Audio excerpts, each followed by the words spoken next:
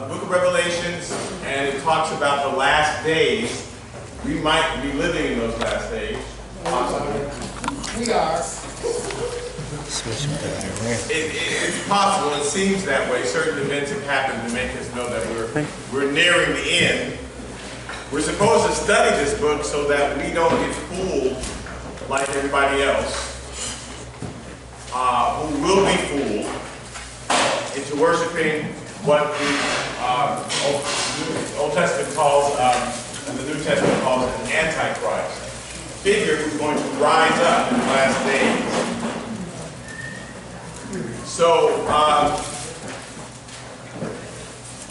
here we go. There have been several ways that the book of Revelation says that we'll recognize the signs so that we can tell them coming to the end. First, there were 7 seals that were open, like a history book. 7 seals that were open, like chapters of a book, where God was just kind of rolling out the history of what happened since Jesus has been here until today. And he initially, God is repetitive so that we can recognize him. He always gives warnings. Like in the days of Noah, there were prophets who came. Noah warned everybody, hey, judgment is coming. So he always sends somebody. We're predictable in that we don't believe the warning. And then judgment comes, and then we go, oh no, hey, it's like it's too late.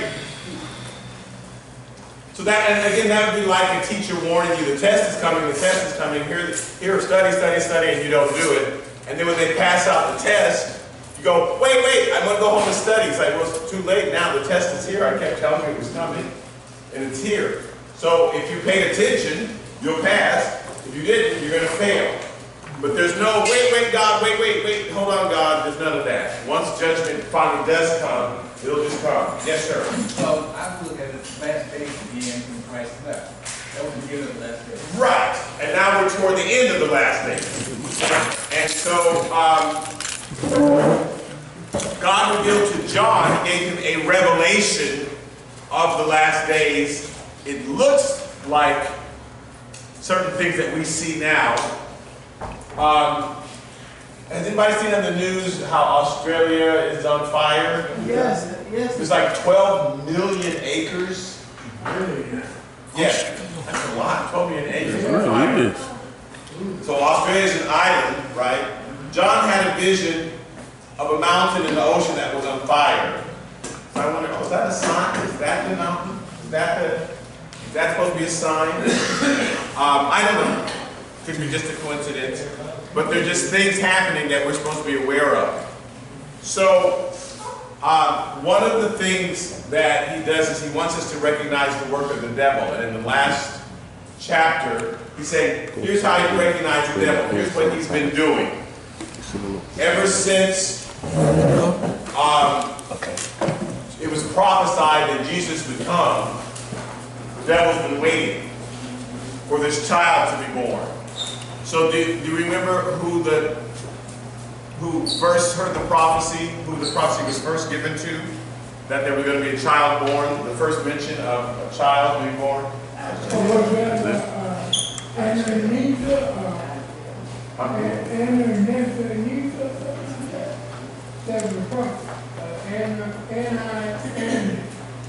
Right, now that's a prophet, but that wasn't the first mention of it. Oh.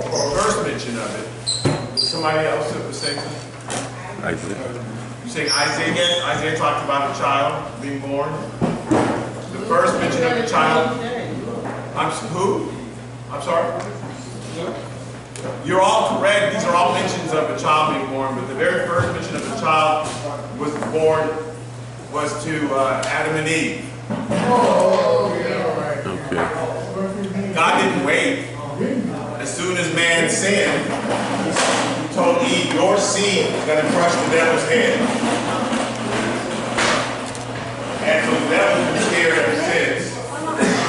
Who's this seed of Eve that's going to show up and crush my head? So in the book, in Revelation chapter 12,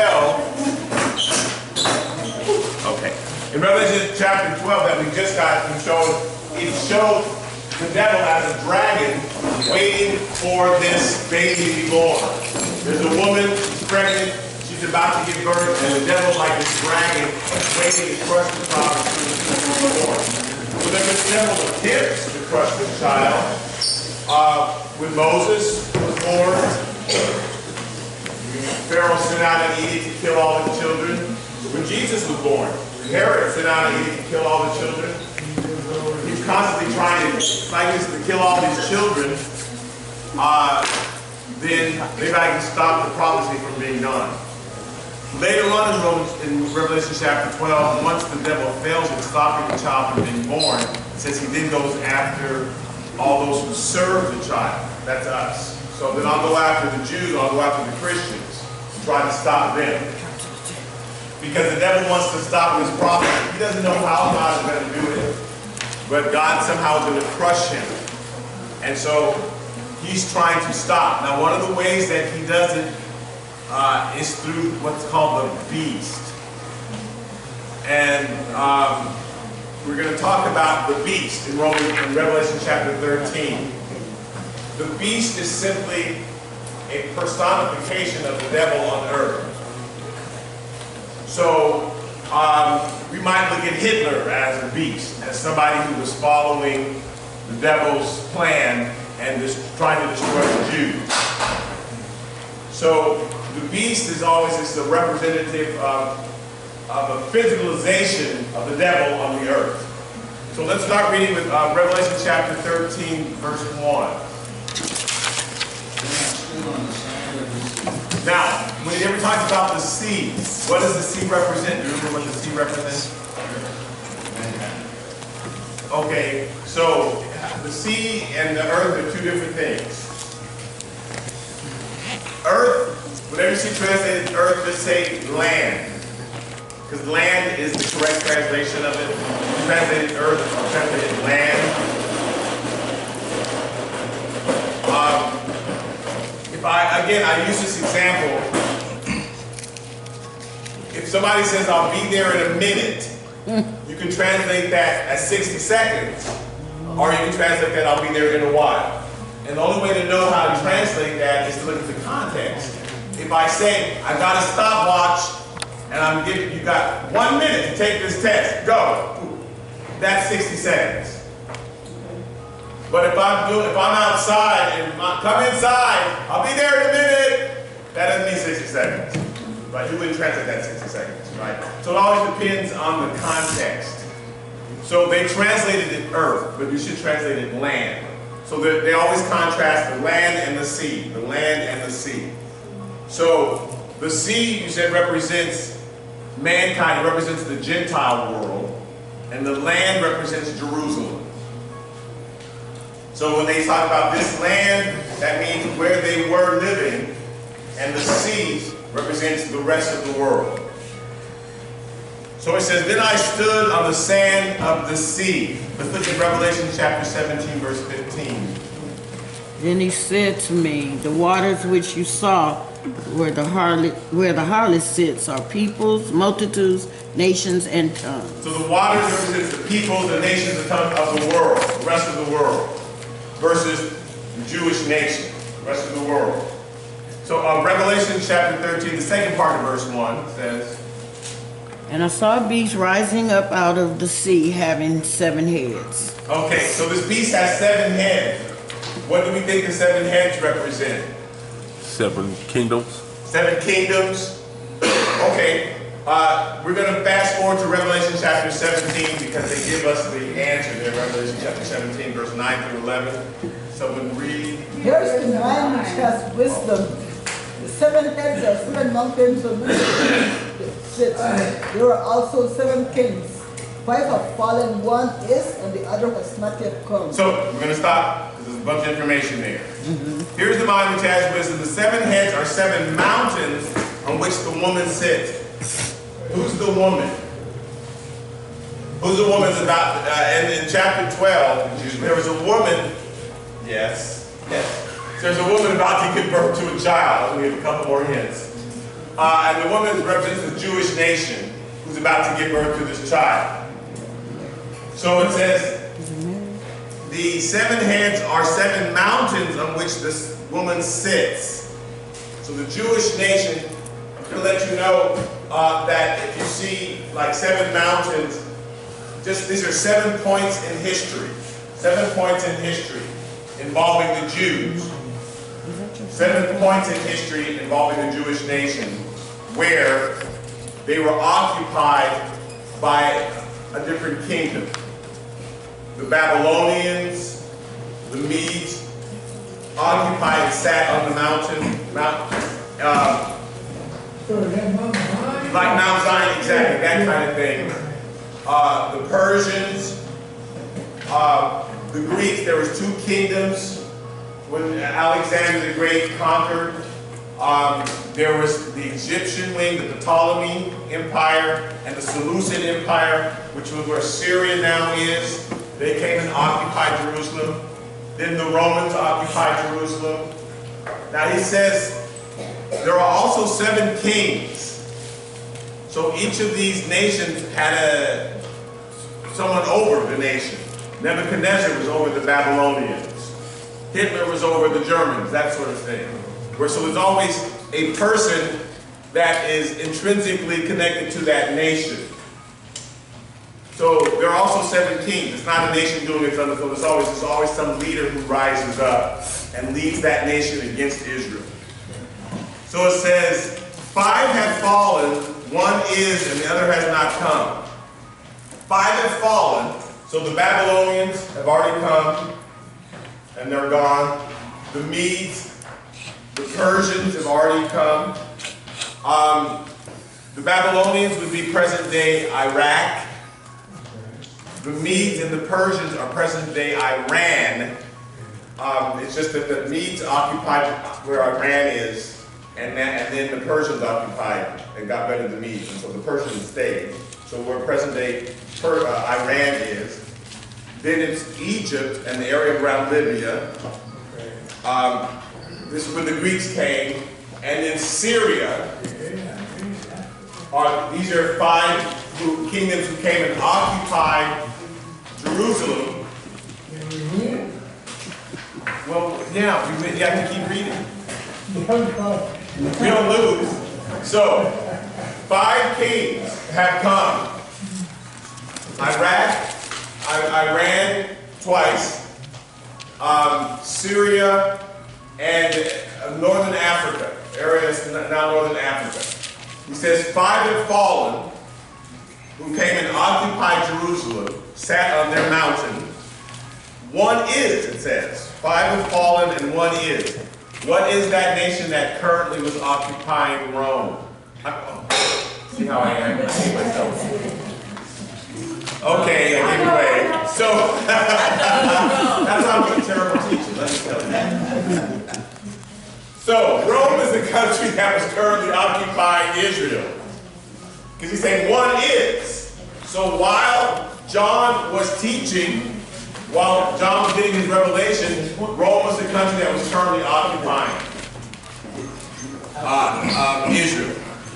So it says 1 is, and the other has not yet come. So there is some country that is going to occupy Israel again, but not one of the ones that we're talking about. So, not Iran, even though Iran is in the news today. Not Iraq, even though Iraq is in the news today. Not Syria, not Northern Africa, and not Rome. So, 1 is yet to come. So there's some country somewhere around Israel that will occupy Israel. So we Israelites. You said we're Israelites? No. Oh, No. They're Israelites. oh, yeah. But we're just watching what's happening. Okay? All right. So, and when he comes, you can keep reading. This is Revelation chapter 17. Here's the 5 mind. have fallen. Yeah. Oh, you were reading. Yeah. 5 have fallen. 5 have fallen, one is, and the other has not yet come. And when he comes, he must continue a short time. So when that kingdom comes, whenever this other country that is aiming for Israel, to occupy Israel, when it comes, it will continue for a short time. There'll be a time period of occupation. Probably we'll find out about 3.5 years. Go on. The beast that was and is not is himself also the 8th, and is of the 7, and is going to perdition. So the beast that was and is not is himself also the 8th. The beast that was and is not. What does that mean?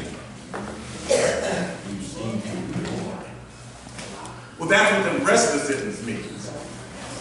So the beast, yeah, so the beast that was and is not is himself also the 8th, and is of the 7 and is going to perdition. So there's a country that's going to occupy Egypt, that makes the 7. And then one of the countries that have already been named. So we're in Romans chapter 17, Lisa, verse 9 through 11. So I mentioned 5 countries that have occupied, that sat on the mountain of Israel, because it says there are 7 mountains. And that's really just 7 periods of time when countries came and occupied Israel, sat on their mountain. So there's 7 of those. There's 5 countries: Iraq, basically, Iran twice, Syria, northern Africa, where it's Egypt and Libya, have all come and occupied that. Rome currently says, well, there's 5 that have fallen, 1 is now, and there's a new one that's going to come and occupy Israel for a short period of time. Then it says, then the 8th beast is really one of the 7. So one of those countries will come back into prominence again and become a world power. Iran, Iraq, Syria, or this new country. We don't know what this new one is, but there's a new country. I don't mean it's never existed before. I mean it hasn't occupied Israel yet, but it's an enemy of Israel that will come and occupy it just like these other ones did. So it's one of those 7 countries is going to come back, but not the new one. The new one just got there. So Iran or Iraq or Syria, one of these countries is going to come into prominence again in the world. Suddenly the world's going to take notice of this country, and and what they're doing will make the whole world notice. The news is so interesting. Watch the news every day. This is so interesting that this is happening. Could be a coincidence. I don't know what it means. But one of these countries one of those 7 is going to come back into prominence again and be totally controlled by the beast. Okay, so back to Revelation chapter 13. Here's the 3rd part of verse 1, only verse 1. So it's going to have 7 heads, and it tells you what the 7 heads is later. I just skipped ahead. Revelation chapter 13, verse 1. 10 horns. On his horns, 10 crowns. So 10 horns and 10 crowns. So there's 10 kings. Now the first time we heard about these 10 kings involved the destruction of the temple. And it involved a succession of kings that were alive around, starting with the birth of Christ to the destruction of the temple. So in that 70-year period between when Jesus was born and the temple was destroyed in 70 AD, there were 10 Roman emperors who were all involved there. And that's what it meant when it said there were 10 kings. So it's possible that it's some country that had going to have a succession of kings, a succession of leaders, or it's possible there's a 10-country coalition, because that involved the destruction of the temple, but now we're talking about the destruction of the world. And so this beast we'll see later on is possibly the ringleader is possibly able to get 10 countries involved in attacking Israel. So, just off the top of my head. So let's say Iran suddenly got upset and said, we're going to get vengeance. Just tossing out a name, has nothing to do with the news today. And says, well, I have people, Hezbollah in Syria, I have people in Lebanon, I can call them up, there are people in Palestine. I can get 10 different countries all involved, and we'll get back at the United States by attacking Israel. Does that make sense? Because the United States is not mentioned in the Revelations, even though the United States is the power. It's all about Israel. How can we hurt? I'm just saying that's not necessarily how it's going to happen. I'm just using that as an example from today. There's some country that will come back into prominence and be able to get 10 kings to follow them as they attack Israel. And you think, well, why is Israel so important? And I don't know. If I was to look at the news today, I'd say, oh, Israel's important because that's a way of hurting the United States. But I don't know why this beast is going to be. I don't know. This could be 50 years from now. You know, if this happens 100 years from now. Well, not necessarily today. But for some reason, attacking Israel is going to set off this whole world war. Okay, so it had 10 horns, and on this horns, 10 crowns.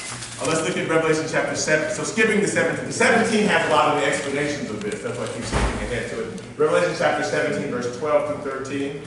The 10 horns which you saw are 10 kings who have received no kingdom as yet, but they received authority for 1 hour as kings with the beast. So at the time of this writing, these kings don't have a kingdom yet.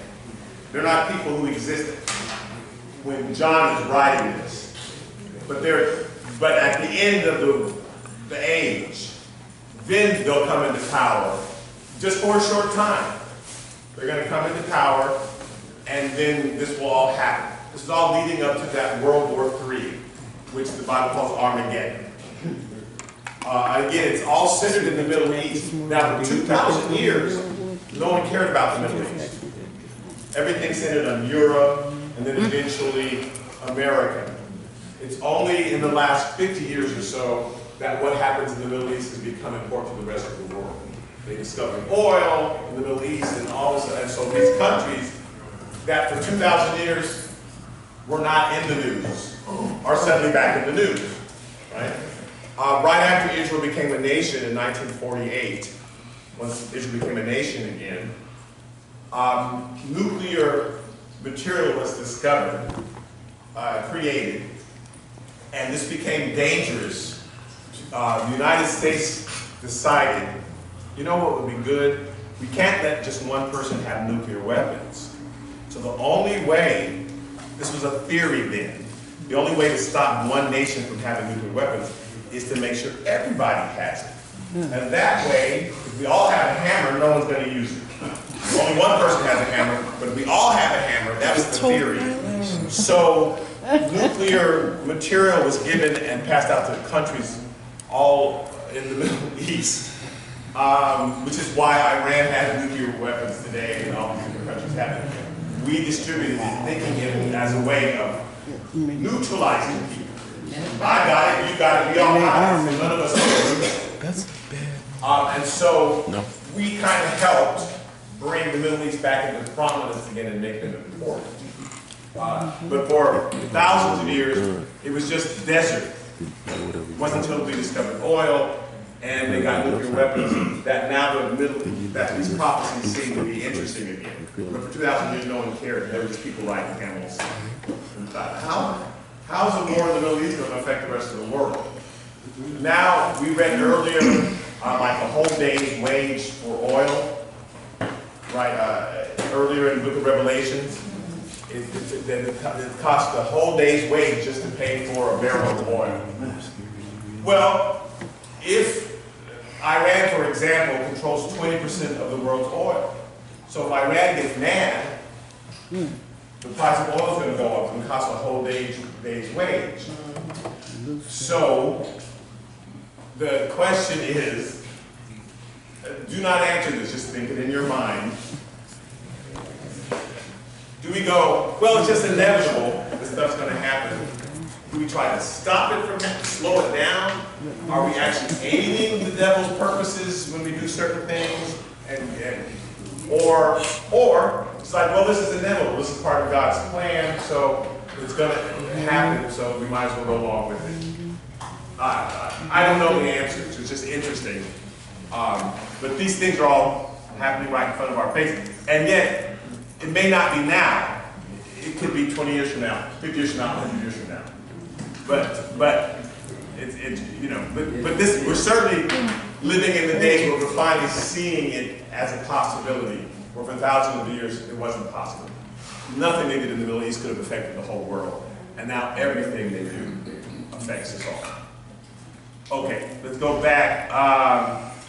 So again, Revelation chapter 17, verse 12 through 13. The 10 horns you saw are 10 kings who have received no kingdom yet, but they receive authority for 1 hour as kings with the beast. Go on, verse 13. These are of one mind, and they will give their power and authority to the beast. So that, again, that one beast is that final kingdom that's going to rise up and rally all of them against Israel. Okay, back to Revelation chapter 13. The last part, verse 1. And on his head is a blasphemous name. Yeah, so on his head is a blasphemous name. So there's how we will recognize him, because the rest of the world will be fooled, is that this person, and again, the person and the country are synonymous, like Hitler in Germany. So the beast is the political figure and it's also the political entity of the country. How we'll recognize it is the person will ultimately claim to be God, if that makes sense. Will ultimately say, you need to worship me. I'm all powerful. I have the power to deliver. Now, the devil never comes out and says, hi, I'm the devil. Can I sell you something? The devil always comes to you and says, I'm your best friend. He never comes as the devil. But what he offers is always a substitute for what God offers. You don't need to go to church. I can help you over here. I've written this great book and it'll solve all your problems. Sit the Bible down. This will help you. So it's blasphemous in that this person will claim to have all the answers. I've got all the answers. Listen to me. Trust me. Eventually worship me. But they won't use those words. You know, but just trust me. Buy my goods. Do it my way. And I'll be able to solve all the world's problems. So this world leader will come and claim, I'm the one that can solve it all. People will trust that person. So that's the blasphemy. That's the blasphemy. What do you know? Well, we don't know. But we have to just recognize from the clues. So, let's look back at Daniel chapter 4, verse 28 through 32.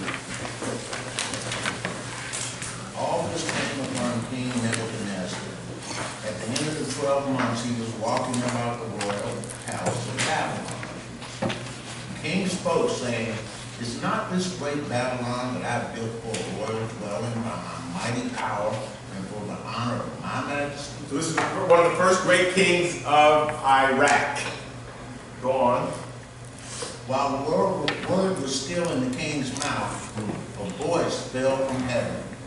King Nebuchadnezzar, to you it is spoken, the kingdom has departed from you. And they shall drive you from men, and your dwelling shall be with the beasts of the field. Yes. They shall make you eat grass like oxen. Yes. 7 times shall pass over you, until you know that the Most High rules in the kingdom of men and gives it to whomever he chooses. So I'm going to mess you up until you realize that I'm the one that gave you this. You think you did it all. Now, so I'm going to use this as an example. Just as an example. Because people put their names on things. McDonald's puts, you know, people put their names on things. Okay, that's people are doing that. So you'll know it's their product. That in and of itself is not evil. But the Antichrist will put his name on everything, if that makes any sense. Look what I did. I built this great kingdom. I did this great thing. I put mine, so you're not even looking to put your name on something. That's a way of identifying. If you begin to think, you take credit for it all. Look what I did. Aren't I incredible? My name's on this great bank and this great this and this great, and look what I've done. And you want to take all the credit for yourself. God says, I'm a jealous God. I don't share my glory with anybody else. So I'll bring you down. And that started with Nebuchadnezzar. Well, it didn't start with him, but that's an example of how we'll recognize the Antichrist as someone who takes credit for everything. Yes? So where is it going to start at? I was told that they don't have to go to church. As long as they're at home, they can read their Bible and then listen to the TV Bible preacher. They all right. I said, you know, all right. That's what I said. Right, and it's very subtle. It's very subtle. It's important so there's different ingredients that go into a cake, you know, and if you leave out the sugar or if you leave out the stuff, it's not going to be right? So it's important to read your Bible. It's important to get teaching. It's important to do all that. Fellowshipping with other Christians is an important ingredient. And we can get fooled into thinking, as long as I get the word, and reading the word is important, and listening to teaching is important, but that's one of the ingredients. It's important that we come together, because if you spend all your time just you and your television, you can come up with certain theories, and there's no one to say, what? That's not right. Right. And so you can create your own religion accidentally. So that's why we come together. We don't like it when somebody corrects us and says, well, I don't agree with that. But that's good for us. That's God speaking through other people to us. That helps keep us in line. Fellowshipping and coming together is very important. We can't. That's why the Bible says, forsake not fellowship with one another. That's a big important ingredient. Just as much as it is to read the word, as much as it is to praise God, as it is to pray, all those things are important. Some people only come to church.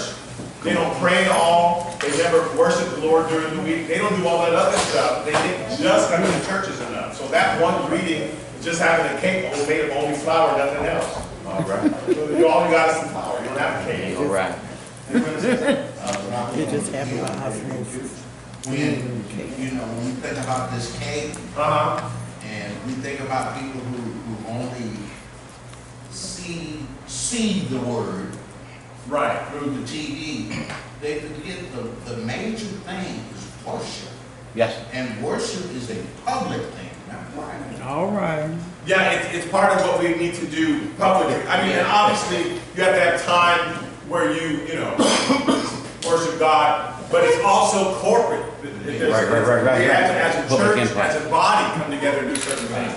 So so it can start that way, where you can be fooled into, oh, that's all right, you don't have to. But eventually you cut off the church, and eventually you'll cut off the TV, and you'll start reading. And self-help books are good, but they become a substitute. And again, it's when things become substitutes for God, and that's where the Antichrist will come in. He'll continue to substitute, and people will look to that person. They'll think they're looking to God, but they're really looking to that person, and whatever that person says is what they believe. And when that person says something different in the Bible, they'll believe that person is in the Bible, and that's the slippery slope to get on. The Antichrist is not going to show up and say, hi, I'm the Antichrist, worship me. Put 666 in your hand, and he's going to come and just very subtly lead us away, which is why we have to all stay together, because we help one another. And so people will be fooled. Well, that was one of the basic things that I explained to this person. You just can't have one piece of a puzzle. Right. In order to have a puzzle, you have to have all of the pieces. That's good. I said it's important for you to have all the pieces, because if you don't, then you will just be sitting there looking at just one piece, and I said, right, and you won't have the whole picture. Say, right. That's very good. Yeah, you can't see the whole picture of God unless you have each piece. That's very good. Okay, so Revelation chapter 13, verse 2.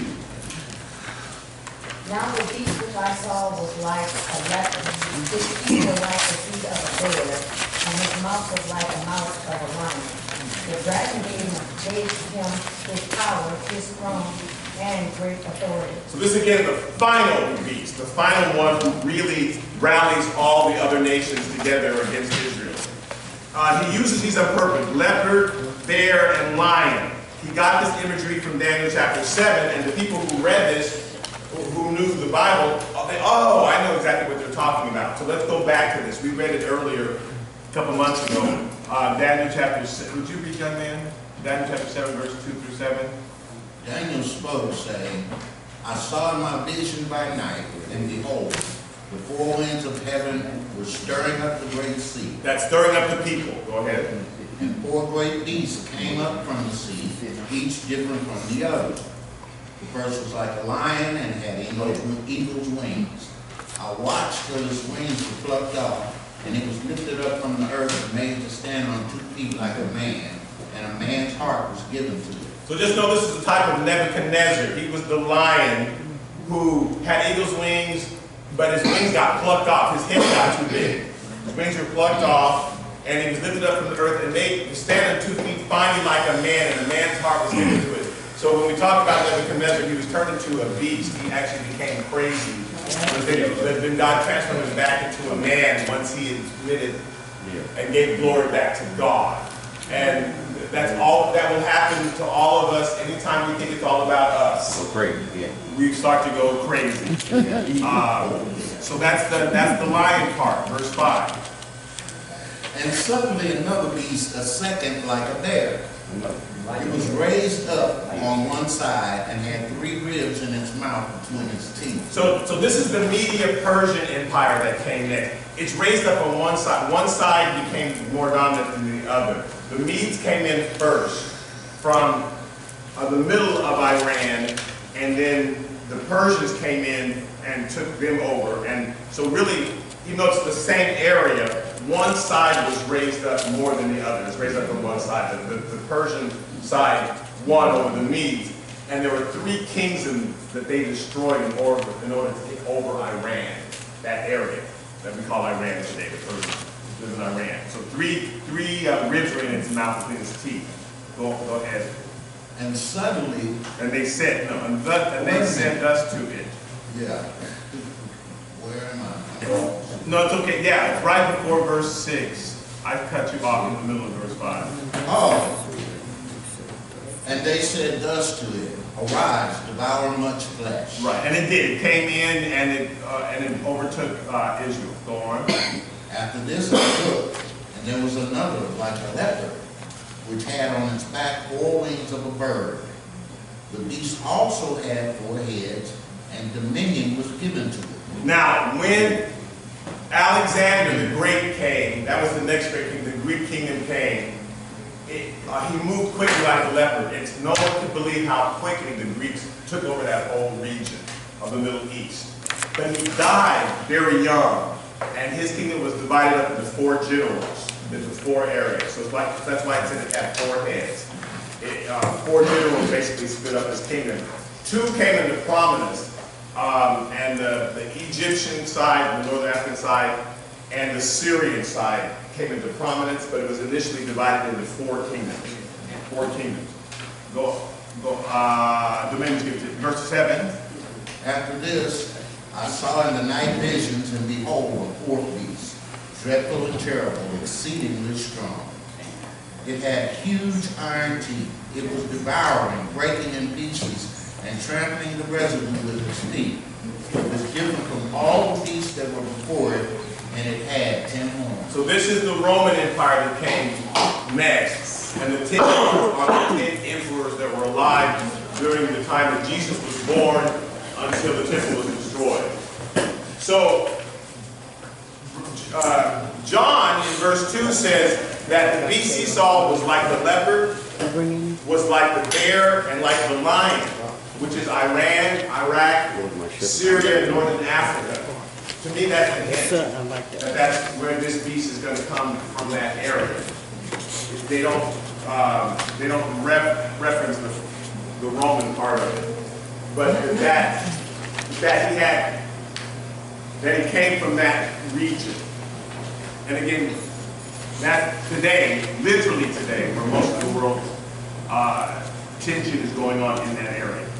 Okay, back to Revelation chapter 13, now in verse 3.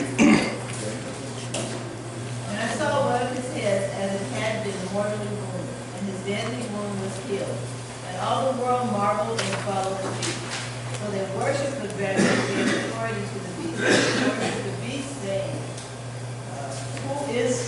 He was able to make war with you. So I'm gonna give you two theories. It says, because I saw one of his heads as if it had been mortally wounded, and his deadly wound was healed. So the head is the person, again, like Hitler in Germany. So either this is a kingdom that used to be nothing, that was dead, and has suddenly come back into prominence and shocked everybody. So some country that was dry and dead and had nothing going on, and has suddenly come back to life. So let's say Iraq was destroyed basically after the Iraq war went in, the United States went in and kind of decimated that country. So you think, oh, well, we'll never hear from Iraq again. And then it comes back in the news suddenly, right? So it could be talking about a country that was mortally wounded, that everybody thought was dead. Like nothing's in that country again because it's been decimated. All its towns have been destroyed. And so how could Iraq, I'm just using that as an example, ever come into prominence again, and yet it comes back? Everybody marvels and says, like, wow, look how much prominence that country has again. So it could be talking about a country, or it could be talking about a head of a country. I promise you this is fiction, I'm making this up. But let's say we bomb this leader and and they're just all destroyed. But the body's never recovered. And then later, this person comes back and we thought was dead. Right? Everybody will marvel. Wait, we thought that person was dead. We thought we destroyed that person. And they're back. And so that person will have a lot of followers because they must be like a Messiah figure. We thought that person had been killed, and yet they're back. Right? I know, but we'll just talk later. So, these are just theories. These are theories. I promise you, I'm taking advantage of today's news to give you examples. But this is not necessarily today. I'm serious when I say this could be 50 years from now. No, you know what I'm about to say. Okay. My point is, Yes. is in my head, and I'm watching the news too, about cloning. Because they're talking about these cats and there are other cats that they cloned. And so now everybody's talking about this cat that was the first cat that was cloned, and he's like 50-something years old. So this wounded person who we thought was dead is now alive. Right, so that's just an example. Right, that's an example. So again, I don't know when it talks about the head being wounded and mortally, that means it's dead. It comes back, if it's a country that we thought was gone and devastated, like Iraq, I'm using an example, and we thought that country will never be anything again, and suddenly comes back into prominence and world power, or it could be a person, because the Bible's linking the person with the country, like we link Hitler with Germany, right? So if Hitler suddenly came back again, or Germany suddenly comes back in the news again, you know, and we go, wow. So either way, it says people will marvel. And so they worshipped the dragon who gave authority to the beast. So actually they start to worship the devil. They don't realize worshiping the devil, but they're praising the devil who suddenly brought this person back into prominence. Look at this person, and it's devilish. So it, because the religion that this person represents, or that this country represents, is anti-God, anti-Christian. So they begin to worship because, wow, this person is back, or this country is back. And so we've got to, you know, what can we say? They're back. So they must know something. You know, they deserve now our worship and our attention. So who is like the beast who's able to make war with him? This sort of thinking started before Nebuchadnezzar. It actually started in Genesis chapter 11, verse 4. It says, "Come, let us build ourselves a city and a tower whose top is in the heavens. Let us make a name for ourselves, lest we be scattered abroad over the face of the whole earth." So this is the Tower of Babel, and that was their whole point. We're going to build our own tower, our own city, our own way up to heaven. We don't need God. We'll make a name for ourselves. People will worship us. Now, Babel is where we get Babylon from, right? Right. And Babylon is located in Iraq. So this part of the world that happens to be in the news now, and 20 years ago when people were teaching in Revelations, if you said Iran and Iraq, they would be laughed at. 40 years ago when you're teaching with Revelations and you say Iran, they're like, Iran and Iraq? That's just a bunch of camel jockeys. I heard a Christian guy say that. A bunch of camel jockeys. Right, you know, that's like, but now they're in the news and now it's important. So, but I'm saying that region of the world is where all of this started. We're going to do our own thing. And so the Bible never has left that. That was the beginning of this Antichrist. We'll make our own nation and forget about God. And people again will be drawn to it because we are drawn to big buildings. We're drawn to big, if you come and do some magnificent thing, you go, you must be wonderful, you're worthy of praise. That's how people get elected to office, that's how people get put in charge of things. Because they say, look at my accomplishment. And we go, yes. But we don't look at the character of the person. We look at what they do and say, therefore, they're worthy of praise. And that's what will happen. People will look at the accomplishment. Who would like unto the beast? Look at all the great things they've done. But we're not listening to the words coming out of the mouth and not recognizing that's the devil coming out of their mouth. We're looking at the outside instead of the inside. And that's how people will be fooled. And again, this could be 50 years from now. So I know everybody's thinking of people from today. This could be 100 years from now. So it may have nothing to do with anybody from today. Okay, back to Revelation chapter 13, verse 5 through 7. And he was given a mouth speaking great things and blasphemies, and he was given authority to continue for 42 months. 3.5 years. Then he opened his mouth in blasphemy against God, to blaspheme his name. So first he's not blaspheming God. For 3.5 years he's just saying great things. Look at all the great things I've done, and everybody's applauding him. Then once he's got you, Yes, sir. then he'll blaspheme God, and you've already kind of sold your soul to the devil. Yeah. You already, I believe in this person, they're incredible. And so when they start to say other things against God, people will go along with it. Okay, go on, I'm sorry, blaspheme his name. His tabernacle, and those who dwell in heaven. Right. It was granted to him to make war with the saints and to overcome them. And authority was given him over every tribe, tongue, and nation. Right, so he will be able to fool many people in the world. Not the whole world, but people from every nation. People from, not everyone in every nation, but people from every nation, every tongue, every tribe, will be fooled by this person and they'll worship him. The devil bragged about this to Jesus in Luke chapter 4, verse 5 through 7. Then the devil, taking him up on a high mountain, showed him all the kingdoms of the world in a moment of time. And the devil said to him, all this authority I will give you, and their glory, for this has been delivered to me, and I give it to whomever I wish. Therefore, if you will worship before me, all will be yours. Right, and so the devil said, I control this. This is mine. How people think, how they live, all this stuff. This is, and so if you just worship me, if you sell your soul to me, I'll make you famous. That's the draw. How people compromise to be famous, how they compromise to be powerful. How they sell their soul, because power is so important that people they start doing all sorts of stuff. And that's all the devil is saying. And it's subtle, but it's a slow, you just start doing things that you think will make your church big, will make your business grow.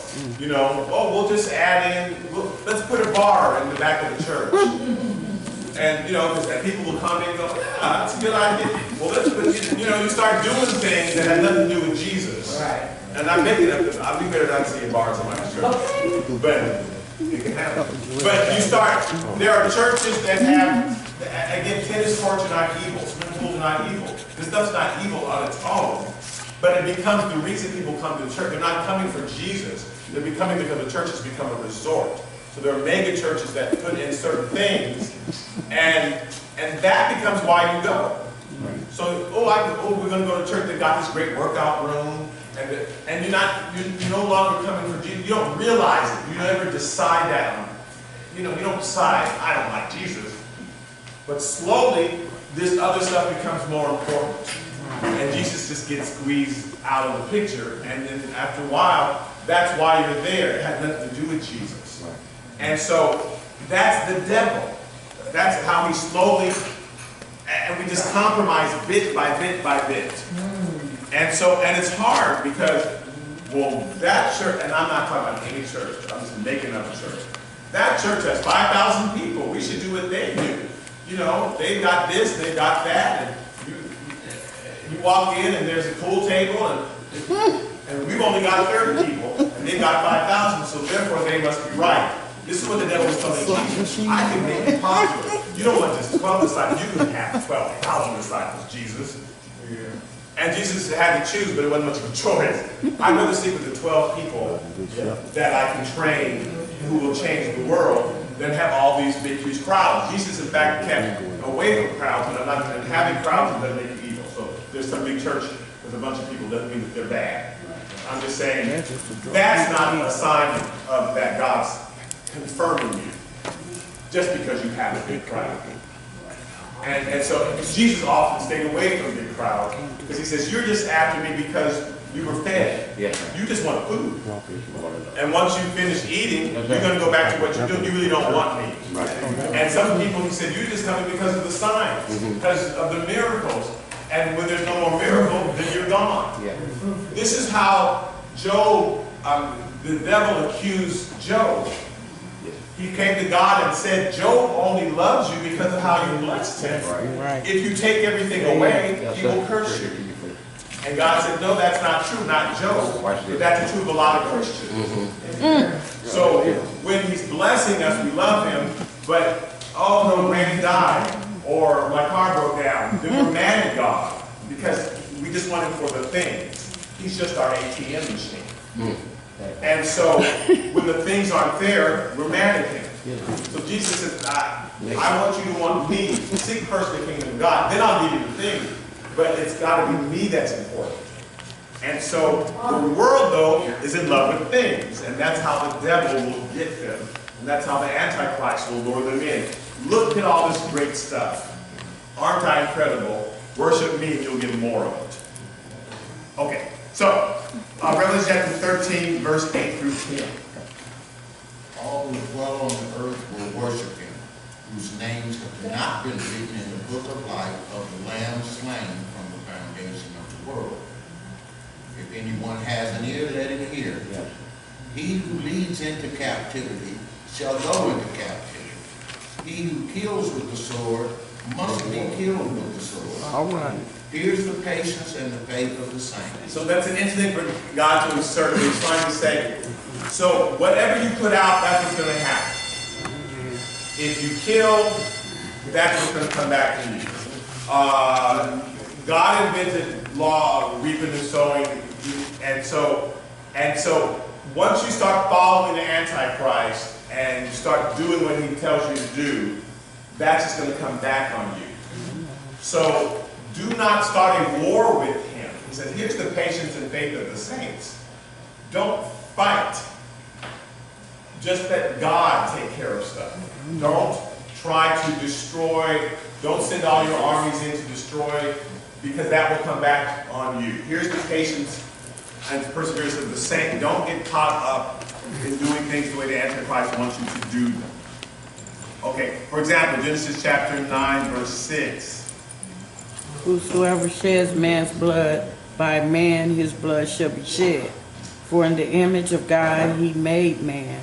And as for you, be fruitful and multiply. Bring forth abundantly in the earth, and multiply in it. This was said to Noah after they got off the ark. This is one of the first things that God said to Noah. Don't start killing people, don't shed the blood, because that's what's going to come back on you. It's not up to you to start wars. Now, if God leads you to do something, that's fine. But you personally don't take vengeance. Because that's what will come back on you. Don't get caught up in that. Because that's also an antichrist. It can get you so focused on killing and revenge that you're feeding into what he wants to do. Because he ultimately wants to cause a huge war on the earth and have men killing one another. So don't feed into that. Don't get caught up in what he's doing. In Matthew chapter 26, verse 51 through 54. And suddenly one of those who were with Jesus stretched out his hand and drew his sword, struck the servant of the high priest, and cut off his ear. This is when Jesus was in the Garden of Gethsemane, and this person who's 70 drew out his sword. Of course, it's Peter, because you know how Peter is. Go on.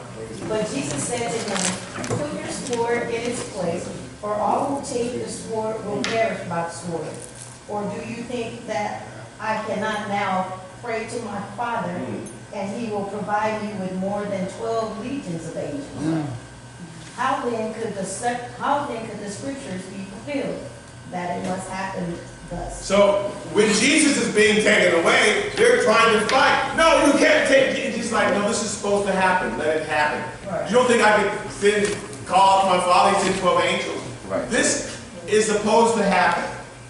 So there's the part of, that's I asked this question earlier, the part of it where we must let it happen. But we don't have to get involved in the middle of it, right? We don't have to jump in and start fighting, because that's what the devil wants you to do. Peter, the devil wants you to start a war and get in the fight. The devil's like, yay, look at Peter fighting, and the Romans are fighting. It's like, no. If God wanted to stop this, he would just stop it. He has to let this play out. So certain things we have to let play out.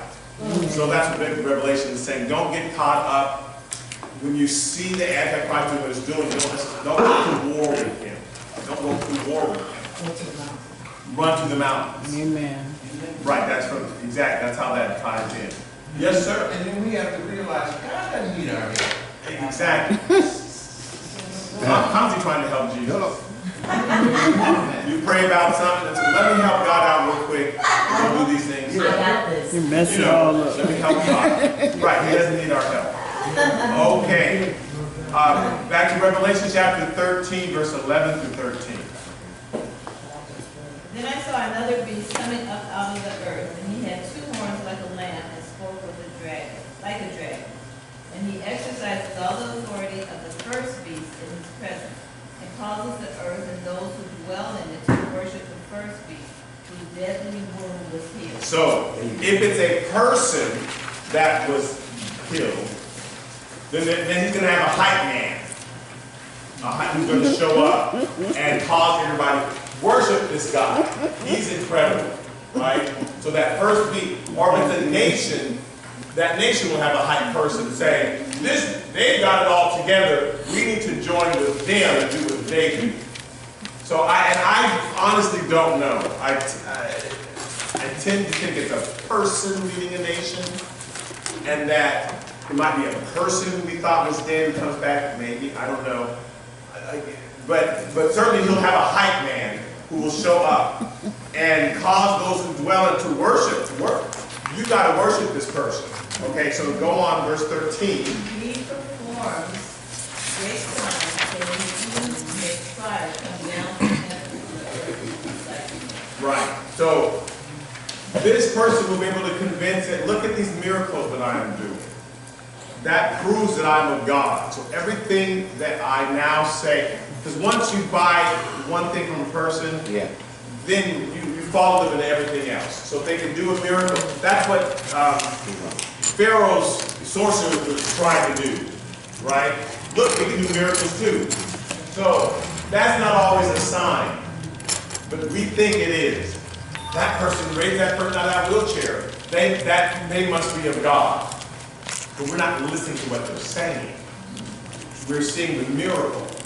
And so, again, somebody who's going out of a wheelchair is a good thing. And when that happens, 9 times out of 10 it is us. But not every time. Not every time. So this person was able to even call fire from the sky. Whatever that means. I don't know. Today, fire from the sky, I'm able to send a helicopter to blow up that car. And that's fire from the sky. Does that make sense? So I don't know if it's actual fire from the sky or whatever this person does, they're powerful. And everybody goes, wow, that's impressive. Okay, 2 Thessalonians chapter 2, verse 8 through 12. And then the lawless one will be revealed, whom the Lord will consume with the breath of his mouth and destroy with the brightness of his coming. The coming of the lawless one is according to the working of Satan with all power, signs, and lying wonders, and with all unrighteous deception among those who perish, because they did not receive the love of the truth, that they might be saved. So this person's going to continue for 3.5 years doing incredible stuff, and it's only when Jesus comes that they'll be stopped. But until then, they're lying wonders. There's all this amazing stuff, and people will be fooled because they did not receive love of the truth. They're not listening to the words. They're just looking at the wonders, at the signs. Going the lying wonders, verse 11. And for this reason, God will send them strong delusion that they should believe the lie, that they all may be condemned who did not believe the truth, but had pleasure in unrighteousness. So this is where God just takes his hand off and says, okay, that's what you want to believe. You get to believe it. He doesn't, there's a point where you try to warn somebody, and then you say, okay, I'm done. I've tried to tell you 20 times, so you go ahead. And because that's what you want. Clearly that's what you want to believe. Right. So God doesn't fight with us at a certain point. If we want the truth and keep seeking the truth, he'll keep sending it to us. But if we want to believe a lie, he'll let you. Because that's what we're choosing. That just is the easier way. That's the easier way. We know that's the harlot, but we want the harlot. So, okay. At a certain point, he lets us. Okay, back to Revelation chapter 13 now, 14 through 17. And he deceives those who dwell on the earth by those signs which he was granted to do in the sight of the beast, telling those who dwell on the earth to make an image to the beast who was wounded by the sword and lived. That's why I think it's a person. Go on. He was granted power to give breath to the image of the beast, that the image of the beast should both speak and cause as many as would not worship the image of the beast to be killed. So, my imagination, back in 1976, when I first started to study this, I thought, oh, there's going to be a huge statue that's going to come to life. But one day I walked into Times Square in New York, and there was that 40-foot, 50-foot high screen, and I saw the image of somebody on television. I went, oh, this is how everybody all over the world can worship the image of. To me, if I was John describing what I was seeing, I was saying, now that we have television cameras everywhere, that someone could be on television and everybody will worship. That's what he means by, to me, that's what he means by the image of the beast. Wherever you are in your home, this person is speaking on the television, and everybody's going, yes, this man has all the answers.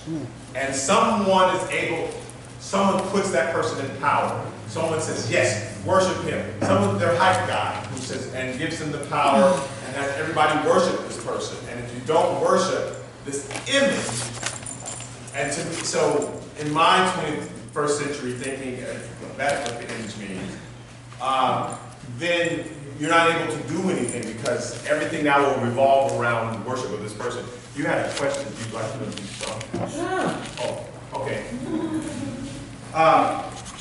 Go on, verse 16. He causes all, both small and great, rich and poor, free and slave, to receive a mark on their right hand or on their forehead. So the last 5 minutes we're talking about the mark of the beast on your hand or on your forehead. Now, the Bible's always talked about receiving the mark of God, and we never took it literally.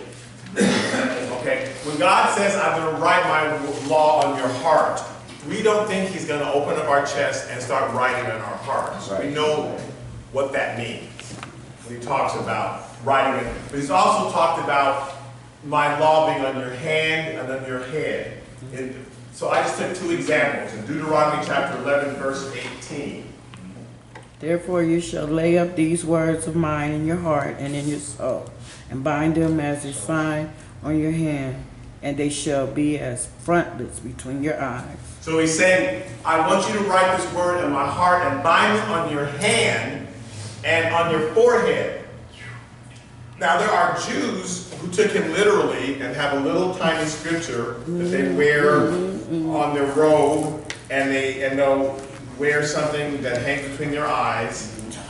But that doesn't mean you know the word. Like there are people who carry around their Bibles, they haven't cracked it open, it's still brand new, so it's fantastic. Right. You can carry your Bible everywhere. You can carry it right into the strip club. It doesn't mean that you have read it. That's not what God wanted. You shall carry my word with you. And so I carry his word with me. But you've never read it. God's not stupid. He's not talking about literally carrying it on your hand and carrying the 10 Commandments between your eyes and walking around. He means it's got to be what you do and how you think. When he says you write it in your heart, obviously we know we're not trying to open our text to stick the Bible in our heart. You know, it's got to be in you. It's got to be, whenever you look, he said put it between your eyes. Whenever you look, you're seeing what God is telling you to do. Right. Whatever you do, you're doing what God is telling you to do. So for the Jews, it always meant not the literal Jews who literally like wrote it on their hand.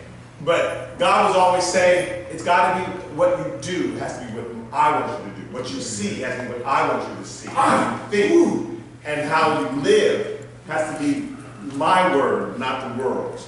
In Exodus chapter 13, verse 9. It shall be as a sign to you on your hand and as a memorial between your eyes, that the Lord's law may be in your mouth. For with a strong hand the Lord has brought you out of Egypt. So the 10 Commandments, and he actually gave you 300, how many laws, Joey? 6:13. Yeah, right. Whatever he said, I can.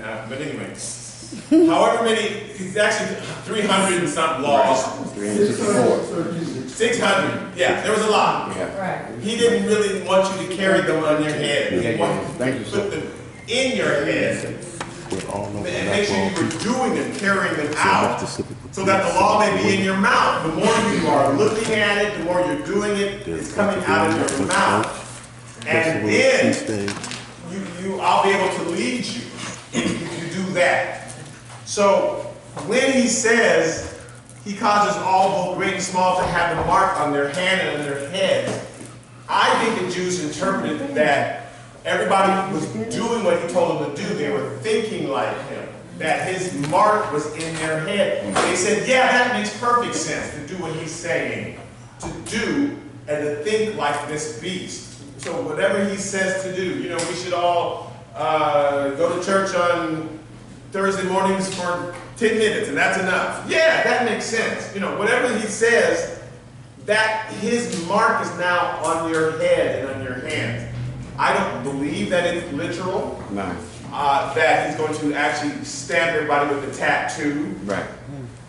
Because just because you receive his mark doesn't mean that you worship him. God's not going to send people to hell. Well, you got a tattoo in your hand, so you don't have sorry. It's those who have chosen to believe him instead of God, who think like the beast, who are doing the beast deeds, instead of doing what God wants you to do and thinking like God. So for me, I know it's always taught that it's a literal 666 he's going to stamp on you, on your head and on your hand. But I think the Bible's always talked about my word needs to be on your hand, it needs to be on your head, and that the beast is going to make sure that his stamp is on your hand and your head. To me, they would have interpreted that as, oh yeah, they're going to make us think like the beast and do what he says. That's how I think they would have interpreted this, as opposed to literally a tattoo, for me. But, you know, anyway, so, Revelation chapter 13, verse 17 through 18. And that no one may buy or sell except one who has the mark or the name of the beast or the number of his name. Here is wisdom. Let him who has understanding calculate the number of the beast. Whereas the number of a man, his number is 666. And we've talked about this. For me, in the book of Revelation, he said there are 7 vials, and on the 7th day, that's when God shows up. The first 6 are man. There are 7 trumpets. There are 7 seals. And he says, here's what's going to happen. The first seal, the second seal, the third, the fourth. The 6th seal is always when the Antichrist shows up. When we read, it's always when the Antichrist shows up and declares war, and it looks like he's going to win. It looks like he's going to win. He's not, but it looks like. All the armies converging on Israel, everybody in the world, not everybody, but people from all over the world are worshiping him and doing what he says to do. And in fact, if you don't go along with it in that region of the world, you can't buy or sell or do anything unless you swear allegiance to him. You won't be able to sell clothes unless you say, yes, yes, I'm one of him. It's like when the Nazis took over Germany. You had to say, yes, I'm a Nazi. Even if you weren't, or they would take your business away from you. They would put you in prison. So you had to swear allegiance to Hitler. And so it's that sort of thing. You won't be able to sell or buy or do anything unless you're swearing allegiance to him and what you do or what you say, or his mark is on you. But I think God is saying, don't worry. His number is the number of a man. It stops at 6. 7 is coming. And on the 7th day, God's going to show up. And just the brightness of his coming is going to burn him up. So don't give up hope. Don't worry. Oh no, everyone all the world is worshiping him. It's just the number of a man. He's going to go so far. He is limited. I think he's telling you it's limited. There are 3 sevens mentioned in the Bible. He said the seals, the trumpet, and the vials. There's 3 sevens. And on the 7th time, God's going to show up. So you always wait. Because Sunday's always coming. Yes. The 7th day's always coming. It looks dark. It looks like, oh, I'm going to lose my job. Sunday's always coming. Yes, sir. The tomb's always going to open. Jesus is always going to walk out and say, oh, I'm here. It's okay. Calm down. So he's saying there's 6. That's the number of a man. But there's always 7. That's the number of God. So don't worry. I think he's saying don't worry. It's just the number of a man. He only goes so far. But on the 7th day, I'm going to show up. I'm going to be here. And I'm going to take care of it. So that's my interpretation. I'm telling you my interpretation. It could be wrong. He could put a 666 on you. But I think he's trying to say it's just the number of a man who's limited. So it looks bad. Don't worry. God's coming on the 7th day. Amen. Okay, so I'm out of time. Are there any questions? We'll continue chapter 14 next week. Let's bow our heads.